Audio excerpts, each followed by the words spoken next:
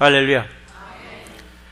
한국의 어린 학생들에게 어떻게 정직하게 살아가는가, 아니면 윤리의식을 얼마나 가지고 있는가를 조사하기 위해서 이 초등학교 학생들, 중학교 학생들, 고등학교 학생들 2,000명을 대상으로 설문조사를 했습니다. 그들이 가지고 있는 정직함, 그들이 가지고 있는 윤리의식을 얼마나 가지고 있나 싶어서 여러 개 항목이 있었는데 그 중에서 2개 항목이 눈에 두드러지더라고요. 첫 번째 질문이 뭔가 했더니 10억 원을 준다면은 감옥에 가서 1년 동안 살 만한 죄를 지켰느냐? 10억 원을 준다면 1년 동안 감옥에서 살 수 있는 범죄 행위를 할 수 있느냐? 그걸 질문했더니 초등학교 학생들이 12%가 나 10억 원만 준다면은 난 1년 동안 감옥에서 살 수 있는 죄를 지을 수도 있다. 근데 중학교는 중학생 몇 프로인가 했더니 28%예요. 고등학교는 44%가 돈만 준다면은 감옥 무섭지 않다 이겁니다. 돈만 준다면 감옥이 무섭지 않다는 얘기입니다. 이거 뭔가 지금 잘못되게 하고 있는 것 같더라고요. 또 하나의 질문이 뭔가 했더니 숙제를 하는 데 있어서 인터넷에 얼마나 답이나 많이 나와 있느냐고요. 그 답을 인터넷에 그대로 베낄 수 있느냐라고 질문했더니 초등학교 학생들이 47%나 그대로 난 베낄 수 있다. 굳이 조사할 것도 없이 그냥 그대로 베끼겠다. 중학생은 68%가 그대로 베끼겠다. 고등학생은 놀랍게 73% 딱 그대로 베끼겠다. 이거. 이 숙제하는 것조차도 최소한의 노력이 필요 없이 그냥 쉽게 하면 된다는 생각이 이 한국 교육계에 그냥 꽉 차 있다라고 얘기합니다. 왜 이런 현상이 일어나고 있을까? 우리나라 속담에 우인물이 맑아야 아랫물도 맑다고 했잖아요. 근데 기성세대에서 정직하지 못한데 젊은 세대에서 정직함을 바란다는 자체가 지금 문제가 있는 거더라고요. 기성세대가 지금 막 이렇게 흙탕물인데 이 젊은 세대가 정말 맑아지기를 바랄 수 없는 것. 그런데 이건 세상뿐만은 아니더라고요. 어디도 교회도 마찬가지더라고요. 교회는 정말 앞선 분들이 거룩한 부담감을 가지셔야 돼요. 왜냐하면 뒤따라오는 사람이 그대로 가는 거예요. 앞섰다는 것은 누군가를 얘기하느냐? 직분자들이요. 또 이 교회에 오래 다니신 분들, 새로 오시는 분들이 저분들의 모습이 교회의 모습이다. 그대로 따라가더라고요. 그래서 우리는 앞서신 분들은 정말 거룩한 부담감을 가지고 신앙생활을 하지 않으면은 나는 흐린데 뒤따라오는 사람들은 너는 왜 이렇게 맑지 못하냐고 우리는 또 핀잔할 때가 있더라고요. 윗물이 맑아야 아랫물도 맑다. 윗물이 흐리면 아랫물도 흐리다 얘기잖아요. 이걸 반대로 우리 얘기를 하자라고 주장한 분이 누구냐면 한국의 손봉호 교수님이, 이분은 특이하게 이제 서울대 영문학과를 졸업해가지고 유학을 갔는데 신학교에 가서 신학사 석사를 받았어요. 여기 웨스트민스터 대학교 신학교에서. 그리고 독일로 가서 철학 공부해서 철학 박사를 해서 한국에서 철학 분야에서 이제 많이 강의를 하신 교수님인데, 이분이 뭘 주장하냐면 윗물은 더러워도 아랫물은 맑아야 한다라고 주장을 하고 있습니다. 근데 그분의 주장이 어디서 그런 아이디어를 받았는가 했더니 자연 환경에서 받았다 하더라고요. 자연. 윗물이 흙탕물이에요. 내려다 보니까 가라앉고 정화되다 보니까 아랫물은 맑아지더라 얘기입니다. 우리 세대에서 아무리 흙탕물을 쳤더라도 우리 세대에서 반드시 그걸 정화할 수 있어야 된다라고 주장한 분이 바로 손봉호 교수님이시더라고요. 이 말씀처럼 우인물이 아무리 흐려놨을지라도 우리들에게는 흐린 물을 정화시킬 수 있는 능력을 주셨습니다. 먼저는 우리 한 사람 한 사람에게 어떤 흙탕물과 같은 우리 마음을 휘저어 놨더라도 우리는 그것을 정화시킬 수 있는 힘을 주셨더라고요. 그 힘이 뭔가 했더니 어떤 상황에서도 하나님의 말씀으로 우리를 정화시킬 수 있는 힘과 능력을 주셨으며 항상 감사하는 새내교와 성도 모두가 되시기를 제 이름으로 축원합니다. 오늘 우리에게 주시는 말씀이 두 가지겠는데 첫 번째 말씀이 뭐냐면은 내 은혜가 내게 족하도다라고 했습니다. 내 은혜는 예수님의 은혜입니다. 누구에게 족하다? 여러분들의 족한 줄 알아. 그 얘기를 하시더라고요. 여러분 주님이 주신 은혜 여러분 만족하시죠? 오늘 본문은 사도 바울의 몸에 가시를 두었답니다. 사도 바울의 몸에 가시를 두었다라고. 우리는 9절부터 읽었지만 9절 그 전에 보면은 사도 바울의 몸에 가시를 두었더라. 사도 바울은 그게 너무 괴로워서 가시가 너무 꼭꼭꼭 찔르니까 그 가시 좀 없애달라고 지금 기도하는 거예요. 근데 주님은 사도 바울의 몸에 가시를 둔 이유가 있더라고요. 바울은 많은 은사를 받았습니다. 그리고 많은 능력도 받았습니다. 많은 은사와 능력을 받다 보면 사람은 교만에 빠지게 돼 있습니다. 그래서 우리 신앙생활 하면서도 은사와 그리고 능력을 받으신 분들 잘 보시면 어딘지 모르게 교만기가 조금 있습니다. 근데 사도 바울은 어마어마한 은사를 받은 거예요. 그걸 그대로 놔두면은 자만에 빠질 것 같으니까 거기다가 가스를 하나 딱 놓은 거예요. 뭔가 교만기가 나올 만은 콕 찔러버리는 거예요. 너 꼼짝 말아라 이게야. 뭔가 좀 교만기가 있고 자만할 만하면 가스가 콕 찔러버리는 거예요. 너 가만히 있으라 얘기더라. 그 사도 바울의 몸에는 의도적으로 다 거기다 넣어줬더라고. 의도적으로. 예수님은 바울의 육체에 가시 곧 사탄의 사자를 줬다고 했더라고. 이 사탄의 가시가 바울을 너무 괴롭히는 거예요. 왜 괴롭히느냐? 지금 말씀하신 대로 바로 자만하지 말라 이게야. 오늘 12장 7절 말씀에서도 보니까 나를 쳐서 너무 자만하지 않게 하려 하심이라. 사도 바울은 그 인정하고 가는 거예요. 자신의 몸에 가시가 있다는 것을 인정하는 거예요. 그래도 그게 너무 괴로우니까 3번을 주님께 기도한 거예요. 이것 좀 제발 없애달라고. 제발 없애달라고. 근데 주님은 뭐라고 응답하시느냐면 내 은혜가 내게 족한 줄 알아라. 내 은혜가 내게 족한 줄 알아라. 그러니까 너는 가시가 있는 것을 은혜로 여기라고 말씀하시는 거예요. 은혜로 여기라라고. 다른 사람의 기도는 몰라도 그래도 사도 바울의 기도라면은 참 들어줄 줄 알았습니다. 들어줄 줄 알았는데 주님은 말씀하시기를 참고 견디라는 얘기예요. 참고 견디라라고. 그래서 저와 여러분들에게도 다 갖췄는데 혹이라도 뭐 하나가 부족한 게 안에 있습니다. 그게 자꾸 나를 꼭꼭 찌르거든. 하나님 감사합니다. 내가 교만하지 말라고. 내가 자만에 떨지 말라고. 이렇게 가시를 하나 주었으니 하나님 오히려 감사합니다. 그걸 감사로 받으시면은 그게 은혜가 될 줄 믿습니다.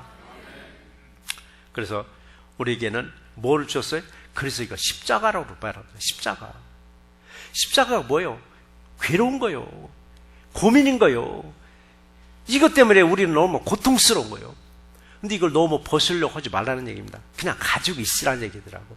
사도 바울이 그 능력의 사람에게 그 영적 은사를 가진 사람에게 가시 하나 딱 준 거예요. 너 꼼짝하지 말아라고. 그래서 우리는 십자가를 십자가로 여기지 말고 그걸 은혜로 여기시기 바랍니다. 그러면 충분히 지고 갈 수 있습니다. 십자가를 은혜로 여기시고 내가 어떤 문제를 받을지라도 은혜로 여길 때 이게 은혜가 되더라고요. 은혜를 은혜로 여길 때 빌립보서 4장 13절 말씀 있잖아요. 내게 능력 주시는 자 안에서 내가 모든 것을 할 수 있느니라라고 말씀하셨습니다. 은혜를 은혜로 여길 때 내게 능력 주신 자 안에서 내가 모든 것을 할 수 있다고 여러분 고백할 수 있고 그대로 여러분 이루어질 줄 믿습니다. 근데 십자가를 십자가로 여기니까 못 견디는 겁니다. 십자가를 십자가로 여기니까. 그래서 이 말씀처럼 우리 믿음의 사람들에게 모든 걸 다 이루어진 것 같아요. 다 이루어진 것 같은데 딱 한 가지를 부족하게. 딱 한 가지 부족하게. 그래서 사람들은 1% 부족하다, 2% 부족하다. 여러분 그게 은혜더라고요. 완벽하게 100% 달성하죠? 이때부터 어떻게 고꾸라지기 시작하는 거예요. 그래서 하나님은 놀랍게도 1%, 2% 꼭 부족하는데 한 가지. 여러분 다 이루어진 거예요. 부족함이 다 이루어졌는데 꼭 하나가 부족한 게 뭐냐? 이게 기도거리를 하나 주시더라고요. 이것도 안 주시면은 우리가 예수 안 바라봐요. 세상만 바라봐요. 기도 안 해요. 그러나 부족한 게 있으니까 부족한 걸 해결하기 위해서 예수를 바라보고 또 기도하게 만들어 주시니까 얼마나 감사하냐고요. 우리 이제 한 사람 한 사람들에게 한 가지씩 부족한 게 있는데 뭐 각 사람에 따라 다 다르잖아요. 어느 사람은 물질은 어마어마하게 풍족해요. 물질은 풍족한데 건강이 문제가 있더라고요. 물질은 풍족한데 건강이 문제가 있는 거예요. 근데 건강은 돈으로도 해결이 안 되더라고요. 물질은 막 어마어마한데 이게 또 자식들이 또 마음대로 안 되는 거예요. 계속 사고 치고 다니는 거예요. 그런데 건강도 좋고 자식도 또 잘 풀리는데 아니 또 돈이 너무 쪼달려가지고 날마다 꾸러 다니게 만들어요. 아래턱 빼서 위턱 끼고 위턱 빼서 아래턱 끼고 이게 너무 또 괴로운 거예요. 또 어느 분은 막 학식이 박식하고 아는 것도 많고 많이 배웠는데 또 직장이 또 변변치 못해. 우리 인생사가 이렇더라고요. 뭔가 만족한가 싶으면 어느 하나는 반드시 부족하게 만들어 놓는데 그 부족한 것 때문에 결국 우리는 예수를 다 바라보고 그 부족한 것 때문에 예수께 기도하게 되고 그게 해결돼서 야 이젠 됐다 싶은데 또 뭔가 또 하나 가시를 하나 또 주더라고요. 그럼 그랬지 뭐로 예수 믿어? 여러분 예수 그나마도 안 믿으면요 어떻게 되는지 그냥 완전히 추락해버려요. 완전히 추락해버려요. 그래서 내가 이 시간에 여러 가지로 어려움을 겪었을지라도 그래도 내가 예수 안에 있어서 하나님 감사합니다. 내가 쓰러지지 않고 넘어지지 않고 내가 견딜 수 있는 힘을 주신 하나님께 감사합니다 하고 감사와 영광을 돌리는 우리 새롭게 모두가 되시기를 주의 이름으로 축원합니다. 바울의 경우를 보시자고요. 바울의 경우 그 몸에 가시게 뭐 십자가를 주신 이유 뭐냐? 교만하지 말라라고. 사람은 누구나 똑같습니다. 모든 것이 다 이루어진 것 같죠? 이루어지는 그 순간에 사람은 변질되기 시작해요. 반드시 변질돼 갑니다. 근데 하나님은 그 사랑하는 백성에게 변질되기 전에 문제를 주시는 거예요. 그래서 여러분의 가시 같은 걸 하나 주면은 아이고 하나님 감사합니다. 내가 좀 교만기가 좀 있었나 봅니다. 내가 또 자만기가 있었나 봅니다. 우리가 감사하셔야 돼요. 감사. 그래서 우리가 내게 가시를 주고 십자가를 짊어졌을 때 우리는 교만치 말고 겸손하게 오직 예수님만 붙잡고 승리하시기 바랍니다. 그러니까요 문제를 주신 이도 하나님이시더라고요. 그 문제를 해결해 주신 이 누구냐? 하나님이시라요. 그러니까 우리는 뭐가요? 감사가 감사할 수밖에 없는 감사. 그런데 문제 속에서 왜 감사하느냐고요? 문제 속에서 감사가 사실은 해결해 주시더라고요. 가다가 넘어졌어요. 우리 크리스찬들은 그냥 나도 모르게 감사합니다 나와요. 가다가 넘어졌는데도 가다가 코가 깨졌는데도 그래도 감사합니다. 가다가 발이 부러졌는데도 감사합니다는 거예요. 나도 모르게 감사가 그걸 회복시켜 주시더라고요. 근데 가다가 넘어졌어. 그냥 막 불평하고 원망하고 누가 이게 돌뿌리 안 채웠네 깨웠네. 그럼 뭐가 돼? 회복이 늦어지더라 이게입니다. 하나님 앞에 감사만 하세요. 질병도 치유시켜주고 문제도 치유시켜주고 여러분의 어떤 그 가난도 해결해주는 놀라운 무기가 뭐냐? 감사더라고요. 감사를 통해서 여러분의 어떤 문제도 해결받는 놀라운 역사가 임하기를 주의 이름으로 축원합니다. 내 감사가 넘칠 때 이웃을 둘러보면서 나보다 좀 어려운 형편의 이웃을 보고 아이고 감사합니다. 그때 또 감사가 나오는 거예요. 전에는 여러분의 비교 대상이 누구였느냐고요. 여러분의 비교 대상은 도저히 내가 따라잡을 수 없는 사람을 비교해놓고 왜 나는 이렇게 살지? 왜 나는 이렇게 살지? 한탄하더라고요. 근데 그러니까 감사가 넘쳐서 주변을 살펴보니까 나보다 어려운 사람을 보니까 아이고 나는 감사하네. 아이고 나는 감사하네. 그 감사를 통해서 나를 더 풍족하게 약했던 나를 더 강하게 세워주는 놀라운 역사가 임하기를 주의 이름으로 축원합니다. 근데 감사하면서도 문제는 뭐냐면 자신이 지고 가야 할 십자가는 분명히 있어요. 이걸 자꾸 벗어버려요. 지어놓으면 벗어버리고 가사 짊어놓으면 벗어버리더라고요. 자꾸 십자가를 벗어버리니까 믿음의 사람들이 강해지는 게 아니라 점점 약해지는 거예요. 고난만 오면 자꾸 쓰러지는 거예요. 왜 그런가 했더니 십자가 얘기를 하지 않고 고난 얘기를 하자 보니까 갑작스럽게 십자가 짊어지고 고난이 내게 오니까 못 견디는 겁니다. 우리 인생은 고난 속에서 우리 행복을 찾아야 되십니다. 십자가를 짊어지고 가면서 여기서 은혜를 받으셔야 됩니다. 근데 이걸 십자가도 싫고 고난도 싫고 그저 행복하기만 원하다 보니까 조그만 문제가 있으면 견디지 못하고 나약하게 만들어지더라고요. 저와 여러분들의 지고 갈 십자가는 분명히 주셨습니다. 분명히 주셨습니다. 그럼에도 저보지도 않고 자꾸 밀어내 앉으려고. 그럼에도 불구하고 어떤 십자가는 큰 걸 원하더라고요. 어느 십자가 큰 거 원하세요? 목걸이 십자가는 큰 걸 원하더라고요. 왜인가? 돈의 가치가 있으니까. 어깨 짊어지고 가야 할 십자가는 안 진다고 거부하면서 목에 걸어야 할 십자가는 주먹만한 거 하나 달았으면 왜 그 무거운 걸 달고 다니냐 했더니 급하면 갖다 팔아서 돈으로 쓰려고.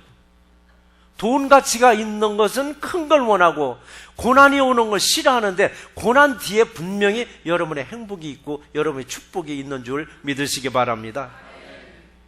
그러니까 조그만 시련이 와도 주저앉아 버리는 거예요. 그리고 한국의 어린 학생들이 돈이면 감옥도 괜찮다 이게요. 돈이면 감옥도 괜찮다는 거야. 쉽게 할 수가 있으면 남의 거 100개도 괜찮다는 얘기입니다.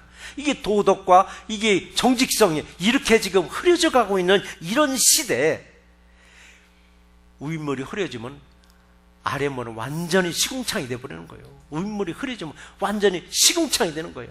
그러나 우리 믿음의 사람들은 내가 받은 은혜에 여러분 만족하시면서 세상의 빛과 소금의 역할을 잘 감당하시는 새롭게 모두가 되시기를 주의 이름으로 축원합니다. 내가 받은 은혜에 만족할 때 두 번째 주시는 말씀이 약한 나를 강하게 세워주신다고 말씀하셨습니다. 약한 나를 강하게 세워주신다라고. 사람들이 어떤 사람이면 돋보일 때가 있습니다. 어떤 사람 참 저 사람 존경스럽다고 말할 때가 있습니다. 그때가 언젠가 했더니 막 강하고 풍족해서 넘칠 때가 아니더라고요. 부족해 보이는데도 아주 연약해 보이는데도 연약함에 눌리지 않냐고 부족함에 눌리지 않고 오히려 넘치게 보일 때 강하게 보일 때 사람들은 참 아무게 존경스럽다라고 그 어려움 속에서도 저렇게 일어선 거 보면 참 존경스럽다라고. 이때가 언제인지 여러분 아셔야 돼요. 이때가 언제냐면요 여러분 예수 안에 있을 때입니다. 예수 안에 있을 때. 그래서 우리가 예수 안에 계심으로 이걸 축복으로 여기셔야만 됩니다. 예수 안에 있을 때. 근데 우리는 예수 안에 있을 때나 예수 밖에 있을 때나 똑같은 거라고 생각하면 착각입니다. 지금 이 시간 여러분이 예수를 믿지 않았더라면 여러분의 삶을 어떻게 살아가고 있을까 한번 생각해 보세요. 어쩌면 엉망진창이 될 수도 있습니다. 그래서 내가 예수 안에 있는 게 참 복이다라고, 예수 안에 있는 게 복이다 여기는 우리 새롭게 모두가 되시기를 주의 이름으로 축원합니다. 제가 질문을 하나 하는데 이건 답변하지 마시고 여러분 마음속으로 한번 답을 내보시기 바랍니다. 우리가 하루 동안에 걷는 이 발자국이 몇 발자국이나 될까? 하루 동안 내가 뛰는 게 얼마나 뛸까? 여러분 생각해 보셨어요? 전혀 생각할 필요도 없고 알 필요도 없다고 생각해요. 근데 더러는 이제 걷는 대로 숫자를 나타내는 기계에 의존한다면 뭐 오늘 몇 발자국 걸었는가 얼마나 걸었는가 나오겠지만은 그것도 일일이 체크하고 보는 사람이 얼마나 되겠느냐고요. 내가 하루 종일 발바닥에 불이 나게 뛰어다닌 거, 내가 하루 종일 막 걸어다닌 거 나도 몰라요. 얼마나 걸었는지 얼마나 뛰어다니는지. 근데 그걸 알고 계시는 분 한 분 계시더라고요. 누구냐고요? 위에 계신 하나님은 알고 계시더라고요. 위에 계신 하나님은 내가 아주 막 발바닥에 땀나게 뛰어다닌 거, 먹고 살기 위해서 뛰어다닌 거 하나님 알고 계시더라고요. 알고만 계신 줄 알았더니 보고도 계셨더라고요. 보고만 계신 줄 알았더니 듣고도 계셨더라고요. 하나님이 보고 계시고 듣고 계시고 알고 계심이 믿어질 때 우리는 하나님이 하신 일에 대해서 아멘으로 답하잖아요. 아멘이잖아요, 여러분. 하나님 분명히 보고 계십니다. 내가 얼마나 수고하고 애쓰고 뛰어다닌 거 하나님 알고 계시는 거예요. 그런데 이 수고가 먹고 살기 위해서 뛰어다니는지 정말 주님의 일을 하기 위해서 이렇게 뛰어다니는지 하나님 이것도 더 잘 아시더라고요. 세상 살기 위해서 발바닥 땀나게 뛴 것도 좋지만 주님의 일을 위해서도 발바닥이 땀나게 뛰시면 주님은 더 기억하시고 여러분의 뛴 거에 30배, 60배, 100배로 채워지는 놀라운 역사 임하기를 주의 이름으로 축원합니다. 그러니까 여러분이 하시는 일이 꼬이고 꼬일 때 세상적으로 풀려고 머리 싸기 전에 먼저 주님을 찾으세요. 왜 주님을 찾아요? 나를 지으신 하나님이 나를 제일 잘 알더라고요. 나를 잘 아는 분한테 물어봐야 될 거 아니에요. 나를 어떻게 지었느냐고, 나를 어떻게 지었길래 이렇게 문제가 생기느냐고, 나를 지으신 하나님께 여러분 기도하는 게 물어보는 거잖아요. 물어볼 때 거기에 응답을 내려주실 줄 믿습니다. 근데 어떻게 찾아요? 어디 형상이 있어야 물어보고 어디 물체가 있어야지 물어보는데 어떻게 찾느냐고요. 하나님의 말씀으로 찾고 하나님의 말씀으로 만나시기 바랍니다. 찾고 찾으면 만나 주신다고 약속하셨습니다. 주님을 찾을 때, 정말 여러분의 어떤 연약한 상태일 때, 여러분이 정말 허약한 상태일 때 강한 저와 여러분으로 세워주시는 믿는 우리 새롭게 모두가 되시기를 주의 이름으로 축원합니다. 그래서 우리가 일들이 풀려서 강해졌을 때 더욱더 주님을 찾으세요. 그러면 강한 여러분들을 더 강한 여러분으로 세워주실 줄 믿습니다. 바울 한번 생각해 보세요. 영적으로 얼마나 충만했었냐고요. 영적으로 얼마나 충만했었느냐고요. 근데 이게 영적 충만이 차지되면 영적 교만으로 반드시 빠지게 되어 있습니다. 신앙생활 하다 보면 여러분 많이 겪었을 거예요. 어느 게 권사님, 어느 게 장로님, 어느 게 집사님, 충만하는데 그분의 내면을 쭉 보면 어딘지 모르게 교만기가 다 깔려 있습니다. 근데 하나님이 사랑하는 사람 같으면 그 교만기 있는 속에 반드시 가시를 주는 거예요. 근데 사람이 사랑하지 않으면 교만하든 말든 결국은 추락하기까지 만들어 주시더라고요. 그래서 우리가 여러분 마음에 조금이라도 교만기가 있다 싶을 때 가시 줬다, 그러면 하나님께 감사하세요. 그 가시가 아니라 은혜로 여러분 여겨주는 놀라운 역사가 임하기를 주의 이름으로 축원합니다. 그러니까 바울에게 육신적인 질병, 그러니까 바울이 고백하기를 내가 잘난 것을 자랑하는 것이 아니라 자신의 약한 것을 자랑한다고 고백하더라고요. 고린도후서 12장 5절에 그래 있잖아요. 나를 위해서는, 바울 자신을 위해서는 약한 것 외에는 자랑하지 아니하리라 그러겠더라고요. 근데 우리는 뭘 자랑해요? 가장 잘하는 것, 가장 내세울 수 있는 거 자랑하잖아요. 그러니까 세 가지 자랑거리 하지 말라고 그랬잖아요.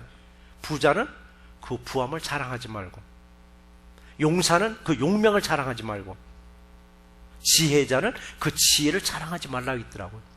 세상에서 이 세 가지가 제일 자랑하고 싶은 얘기예요. 내가 가진 거 얼마나 자랑하고 싶으냐. 은연중에 자랑들 하시잖아요. 내가 건강한 거, 내가 힘 있는 거, 여러분 은근히 자랑하시잖아요. 여러분이 가지고 있는 학식 은근히 자랑하잖아요. 근데 하나님이 그거 자랑하지 말라 했더라고요. 뭘 자랑하라고요? 하나님이 나를 아는 것을 자랑하라고 했더라고요. 근데 이거 잘 들으셔야 돼요. 내가 하나님을 아는 것을 자랑이 아니라 하나님이 나를 아는 걸 자랑하라고 했더라고요. 하나님 여러분 아는 것 같죠? 하나님 여러분 아는 거 할렐루야 하세요. 하나님 여러분 아시기 때문에 여러분을 선택해서 하나님 백성을 세우셨으니까 하나님 아시는 거예요. 내가 트럼프 대통령 다 알아요. 세계 어느 민족도 다 알아요. 트럼프 대통령. 근데 트럼프가 나를 아느냐가 중요하더라고. 트럼프가 나를 아느냐. 교회 나가지 않는 사람들도 하나님 알고 예수 알고 성령님 다 알아요. 근데 하나님이, 예수님이, 성령님이 나를 아느냐. 그러니까 우리는 뭘 자랑해요? 나 하나님이 나를 알고 계셔? 예수님이 나를 알고 계셔? 성령님이 나를 알고 계셔? 이걸 자랑하는 저와 이름 되시기를 주의 이름으로 축원합니다. 그래서 우리들이 가장 약하다고 여기는 부분들, 우리는 정말 자랑할 수 있어야 됩니다. 이걸 자랑할 때 그 약한 것들이 나중에는 강한 것으로 메꿔주는 놀라운 역사가 임할 줄 믿습니다. 그래서 오늘 10절에서도 그랬더라고요. 그러므로 내가 그리스도를 위하여 약한 것들과 능욕과 궁핍과 박해와 곤고를 기뻐하나니. 예수를 위해서라면은 뭘 기뻐하는가 했더니 약한 것들을 기뻐한다 그러겠더라고요. 약한 것들을. 그래서 능력은 뭐냐? 모욕받는 거. 여러분 예수 믿다가 능력받고 모욕받는 거 여러분 기뻐하시기 바랍니다. 또 궁핍이 뭐냐고? 죽고 배고픈 걸 얘기하는 거예요. 박해는 뭐예요? 핍박받는 걸 얘기하고 있잖아요. 곤고는 뭐냐? 괴로움을 겪는 거. 이런 걸 원망하지 마시고 마음속 기쁨을 감추지 마시고 오히려 기뻐하라고 했더니 기뻐하는 건 뭐냐고? 감사잖아요. 그래서 항상 기뻐하라고 했잖아요. 범사에 감사라 했고 쉬지 말고 기도하라 했고 이게 세 가지만 잘 지켜지면 여러분의 뭐가 좋아요? 항상 감사가 넘치고 여러분이 하고자 하는 모든 일들이 주님과 동행하시면서 하나도 빠짐없이 이루어지는 놀라운 역사 임하기를 주의 이름으로 축원합니다. 또 있죠. 여러분의 앞길을 가로막고 있는 사람들이 더러는 있더라고요. 유별나게 가다 보면 나를 걸어서 넘어지게 만들고 가다가 돌불에 넘어지게 하는 사람이 있더라고요. 얼마나 참 미우냐고요. 저놈만 없으면 내가 좀 갈만한데 가면 꼭 가다 걸림돌 주고 가다 넘어지게 만드는데 뭐냐고요. 꼭 내 앞에서 얼쩡대는 거예요. 여러분 앞에서 얼쩡얼쩡대고 그럼 그 사람을 미워하지 말고 불평하지 말라고 했더라고요. 우리는 미워하잖아요. 내 앞에서 얼쩡거리고 가는 길을 자꾸 막아버리면은. 근데 왜 그 사람은 내 앞에서 자꾸 얼쩡거리는가? 이걸 아셔야 돼요. 자신을 위해서 기도해달라고 내 앞에 얼쩡거리는 겁니다. 우리는 생각에는 아유 그냥 제발 좀 내 앞에 안 보였으면 좋겠다 했는데 자꾸 내 앞에 보이는 걸 뭐냐? 그 사람이 내 앞에 나타나는 건 나를 기도해달라고 자꾸 보여주는 거니까요. 그를 위해서 기도해 주세요. 그러면 그분이 여러분 앞에서 얼쩡거리는 게 아니라 여러분을 도와줄 줄 믿습니다. 걸림돌이 넘어지면은 그게 디딤돌이 되어버리더라고요. 근데 우리를 거꾸로 생각하고 아주 그냥 걸림돌은 평생 걸림돌을 여기는데 왜 걸림돌을 줬는가? 기도해달라고 내 앞에서 얼쩡거리니까 여러분 기도해 주시기 바랍니다. 근데 우리는 뭐라고 하냐고 아이고 저 인간 내 눈에서 보이지 않게 합서서 기도하더라고요. 하나님이 내게 붙여줬는데 우리는 거꾸로 기도해요. 내 앞에서 아주 없어지게 해달라고 안 보이게 해달라고. 그러면 그럴수록 여러분의 더 많은 사람들이 마땅치 않으면 더 많이 여러분 앞에서 얼쩡얼쩡합니다. 왜 그런가? 또 깨닫고 기도하라는 얘기입니다. 깨닫고 기도하라고. 그래서 내 앞에서 얼쩡거리고 내가 가는 길을 자꾸 가로막고 할 때는 여러분 반드시 분별하시기 바랍니다. 아, 내게 교사로 줬구나. 내가 저 사람을 위해서 기도해줘라는구나. 여러분 이렇게 분별하셔야 되는데 내 마음에 맞는 사람들만 찾더라고요. 여러분에 맞는 사람이 얼마나 돼요? 부부간에 100% 맞는 사람이 얼마나 돼요? 100% 맞는 사람은 하나도 없어요. 그런데도 처음에 교제할 때는 정말 내 마음에 합한 사람이라고 그렇게 춤추면서 교제하다가도 시간이 가다 보니까 그 사람이 걸림돌이 딱 되는 거예요. 그 사람이 가스 역할을 또 하고 앉아 있더라고요. 그래서 여러분이 어떤 환경에서도 걸림돌이 되는 사람을 만나든 가시 같은 사람을 만나든 아 하나님이 내게 기도하라고 사람 붙여줬구나. 저 사람을 통해서 나를 교훈시키구나. 저 사람 통해서 나를 교육을 시키는구나. 여기니까 그 사람이 어떻게 돼요? 존귀한 인물로 여겨지게 되더라고요. 그래서 내 앞에서 조금 해를 주는 사람일지라도 미워하기 전에 그 사람을 위해서 기도해 주시고 아 귀한 사람 보내주시니 하나님 감사합니다 했을 때 그 사람이 결국 나의 가는 길 디딤돌이 줘서 여러분의 삶을 오래 도와주는 놀라운 역사가 임할 줄 믿습니다. 그래서 우리 이럴 때마다 우리는 9절 말씀 기억하세요. 내 은혜가 내가 족하니라. 내게 족하니라. 하나님이 주신 은혜 여러분 만족하시기 바랍니다. 만족할 때 더 큰 걸 내려주실 줄 믿습니다. 우리 만약에 불평했더라면 어떻게 됐을까? 그런데 불평하기 못하도록 내가 내게 준 은혜 너는 감사할 줄 알으라고 하나님 못을 딱 박아버리더라고요. 그래 네가 가시 하나 준 거 너 교만하지 않게 너를 자만하지 않게 너를 바로 세우기 위해서 준 가스니까 너는 은혜로 받으라고 딱 아주 못을 박아버리시더라고요. 이처럼 우리들에게도 은혜만 생각하면은 내 능력이 여러분의 능력이 약한 데서 온전하게 강하게 세워지는 놀라운 역사가 임하기를 주의 이름으로 축원합니다. 오늘 말씀을 한번 정리해 보겠습니다. 너무 여러분 풍요스럽고 너무 풍족한 삶 속에서는 강해지는 게 아니더라고요. 더 나약해지더라고요. 옛날 한번 생각해 보세요. 그 환경 속에서도 우리는 일어섰습니다. 근데 요즘 얼마나 풍족하냐? 이 풍족한 속에서 아이들이 점점 더 나약해지는 거예요. 나약해지는 거예요. 쉽게 돈 벌려고 해요. 쉽게 공부하려고 해요. 오늘 이렇게 나약해지고 쉽게 하려고 하는 젊은 세대들에게 사도 바울은 우리에게 말씀을 주시는데 어떻게 주시는가? 고난을 유익으로 받으라고 얘기했습니다. 왜 고난을 유익으로 받아야 되는가? 내 은혜가 내게 족하니라. 예수님이 주신 은혜 여러분 만족하시기 바랍니다. 크다고 큰 감사, 작다고 작은 감사가 아니에요. 작은 것도 여러분 크게 받으시기 바랍니다. 그 크게 받을 때 하나님은 더 큰 은혜로 주실 줄 믿습니다. 예수님이 내게 주신 은혜만 생각해보라니. 은혜만 생각해보래요. 그러면 은혜만 생각해 나를 찌르는 어떤 가시가 있을지라도 그 가시조차도 은혜는 은혜로 여기더라고요. 가시조차도 은혜로 여기는 거예요. 여러분 나를 찌르는 어떤 가시가 있을 때도 은혜로 받으시기 바랍니다. 가시는 뭔가 했더니 여러분 환경이에요. 여러분 환경들. 여러분에게 교제하고 있는 이 사람들이에요. 부부간에도 가시가 있더라고요. 남편이 가시가 될 때 있고 부인이 가시가 될 때 있고 부모가 가시가 될 때 있고 자식들이 가시가 될 때 있더라고요. 가시처럼 나를 콕콕콕 찌를 때도 여러분 그 은혜로 여기셔야만 합니다. 그거 은혜로 여기세요. 가시에 찔림 받을 때 뭐가 생겨? 저항력이 생기더라고요. 사람도 매를 맞다 보면 맷집이 생기듯이 찔림 받다 보니까 여기에 저항력이 생겨서 견딜 수 있는 힘도 주시더라고요. 이게 뭐냐? 인내할 수 있는 힘을 주시는 거예요. 이때 나를 약한 나를 강하게 여러분 세워주십니다. 이렇게 모든 것을 은혜로 여기면서 고난이라는 과정을 겪은 후에 반드시 약하고 약했던 나를 강하게 세워주심을 믿는 새롭게 모두가 되시기를 주의 이름으로 축원합니다.